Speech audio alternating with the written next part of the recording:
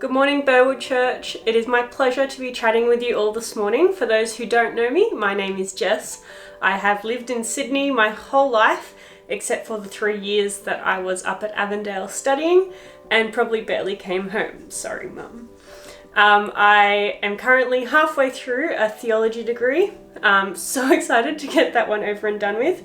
And even though it took me a while to work out what I wanted to do for my career, I'm now very happily working as a chaplain and a youth pastor in Sydney. 2016 for me was one of those years where I could not seem to work out what I should be doing with my life. No matter how hard I tried, I studied psychology, I'd studied counselling, I realised that I didn't want to work as a counsellor. It is a tough gig for anyone there who does that. And every potential job I looked at, I just felt like kept ending up with closed doors in my face. In the middle of the year, I actually managed to go to a summer camp in the States. I was so excited. It was something that I'd been trying to do for years and had never managed to work out. And I got to sneak in for the last month of summer camp in Oregon, USA. The summer camp name was Big Lake Youth Camp, and I was so excited to go.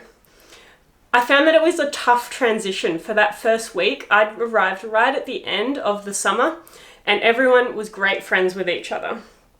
I was kind of feeling really lonely, and I went out one night onto the docks where we had all the water ski boats, and the docks went out onto the lake and the view was amazing. I just walked out on the edge there. There was a no entry sign, and because I can't break rules, I couldn't seem to force myself to go past the sign, so I saw the view from afar and it was stunning. I could see the mountains. There was like no light pollution, so the moon was just lighting up everything around me. I could see all the stars reflected on the lake, and I even saw a couple of shooting stars I'd never seen more than once at a time. Looking up, I asked God for what felt like the 1,000th time, God, what do you want me to do? And I felt the certainty of his word in my head. Whatever sets your heart on fire. I've found that as we create space to listen to Jesus, we build a solid foundation for our lives and for our ministry. Matthew 7:24 says, "Therefore, everyone who hears these words of mine and puts them into practice is like a wise man who built his house on the rock." I wonder if you've ever had the same struggle as me, not knowing what direction to take for your life and begged God for an answer. Have you ever struggled to hear what Jesus is saying to you? Or have you ever yearned for a sense of stability in a world that seems to keep on changing on you? This week, we're looking a little bit further down in the same chapter in Matthew 7, where Jesus was warning against false disciples and the wise and foolish builders, and why it is so important to hear the words of Jesus and put them into practice. Verse 24 starts with the word therefore, so we know it's important to go back and look at what happens just before this story. Starting in verse 21, Jesus is warning the crowd of the true and the false disciples. Let's take a look. "Not everyone who says to me, 'Lord, Lord,' will enter the kingdom of heaven, but only the one who does the will of the Father in heaven. Many will say to me on the day, 'Lord, Lord, did we not prophesy in your name, and in your name drive out demons, and in your name perform many miracles?' Then I will tell them plainly, 'I never knew you. Away from me, evildoers.'" When we make ourselves feel important by appearing to do things from God, Jesus says here he's not impressed by it one bit. Earlier in verse 15, Jesus is warning the crowd to watch out for false prophets among them. Yet, verse 21 that we've just read here follows it up with a punch. Watch out that you don't accidentally become a false disciple. Doing works for God with selfish intention is not merely a bad way of doing a good thing, it actually makes us a false disciple. We need to look inwards at ourselves and check yourself. So how do we make sure we don't fall into this trap when our human natures keep pushing us towards wanting to be the best on our own accords, but it isn't until we realize how desperately we need Jesus that we start looking to him and his words? So, it's obvious that our good works alone won't save us, but we need to build a solid foundation for our lives by making space to listen to Jesus. So how do we avoid becoming a false disciple?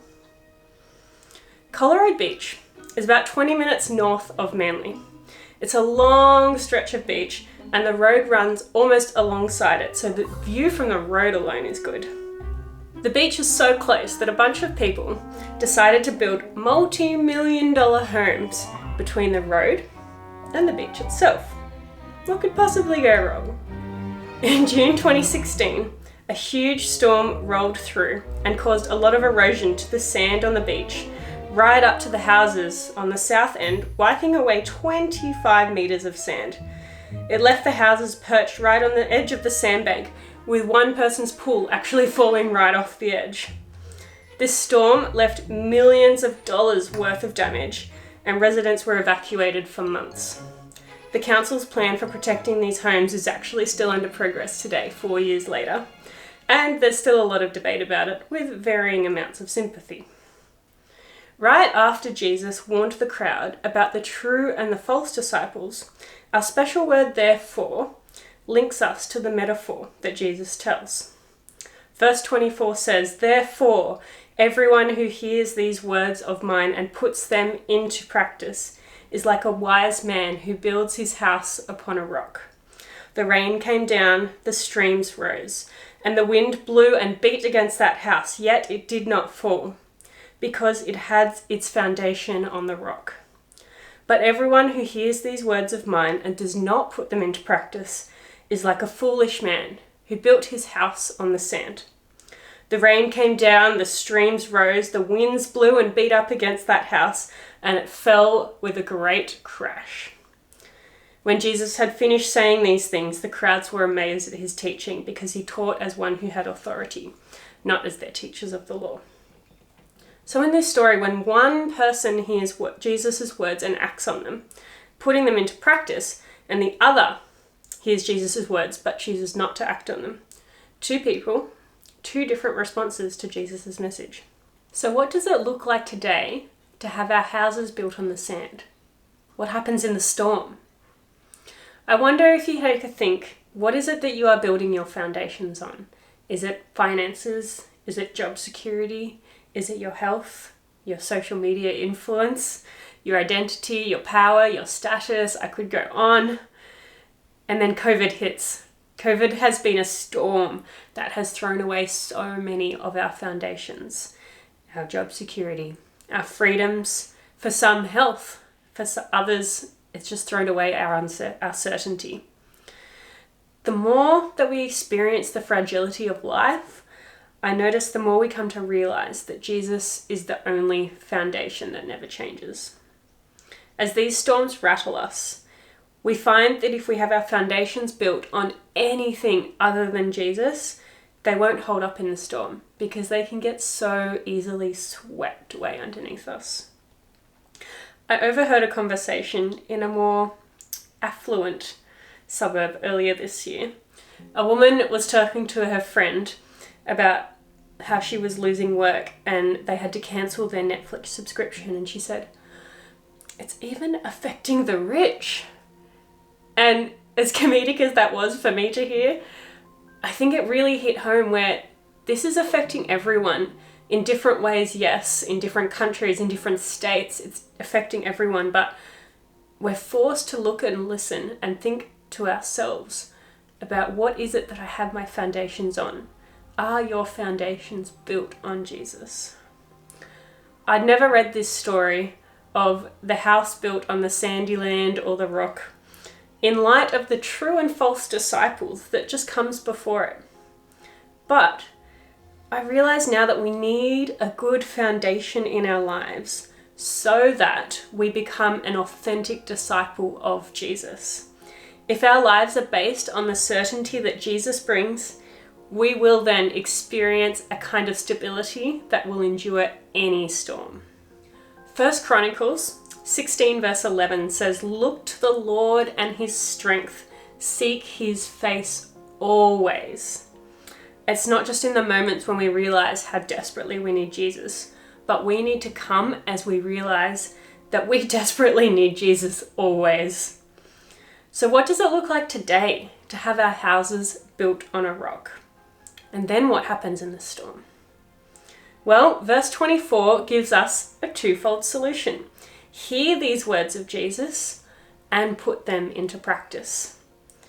How are you going to hear the words of Jesus? How are you then going to put them into practice in your own lives? In the storms of life, if our foundation is safely set in Jesus and his word, we will endure the storm by holding fast to the word of Jesus. Therefore, everyone who hears these words of mine and puts them into practice is like a wise man who built his house upon a rock. As you go into your discussions now, I hope that you can dive deeper and really apply this metaphor to your immediate world. And I pray that you can create the space to listen to Jesus and find ways to put his words into practice, because he truly is a Jesus worth listening to.